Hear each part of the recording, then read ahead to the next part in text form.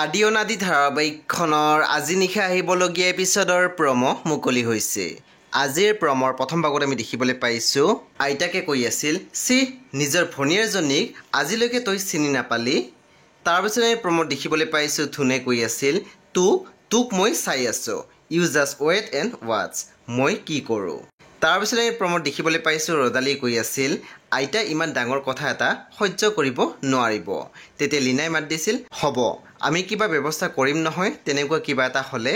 তাৰপিছত আমি প্ৰমত দেখিবলৈ পাইছোঁ দেৱিকাই কৈ আছিল, কোনে কৈছে সেই গুণ্ডাটো মাতুৰ বয়ফ্ৰেণ্ড বুলি। তেতিয়া আমি দেখিবলৈ পাইছোঁ ধুনে মাত দিছিল, গোটেই ইউনিভাৰ্চিটিয়ে জানে মা।